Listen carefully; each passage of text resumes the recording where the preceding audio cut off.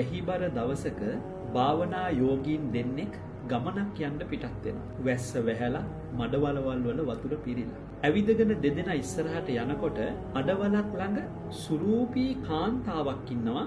මඩවැලෙන් මෙගොඩට පැන ගන්න බැරුව.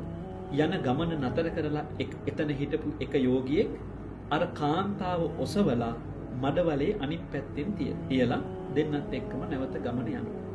ඒ කරපු ක්‍රියාව දිහා බලාගෙන හිටපු අනිත් යෝගියා කල්පනා කරනවා භාවනාව ප්‍රගුණ කරන්න පැමිණි මේ යෝගියා මොන තරම් නරක වැඩක්ද කළේ.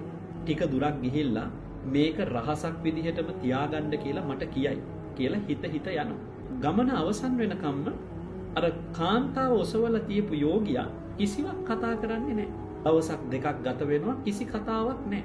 ඒ ගැන කල්පනා කර අනිත් යෝගියා එයාගේ දෛනික වැඩ කටයුතු ඔක්කොම අසාර්ථක කරගන්නවා. හරියට කෑම ටික කන්න බෑ, හරියට භාවනාව වඩන්න බෑ, හරියට මලු පෙත්මන් හමදින්න බෑ. මතක් වෙන්නෙම අර කාරණේ. එච්චර දෙයක් කරලා තාම මේක රහසක් විදිහට තියාගන්න කියලා කිව්වේ නෑනේ කියකේ හිත ඇතුලෙන් පුපුරනවා. දින කිහිපයක් මෙහෙම ගත වෙලා කාන්තාව ඔසවලා තබපු යෝගියා ළඟට ගිහිල්ලා අහනවා ඔබතුමා එදා කරපු වැඩේ හරිද?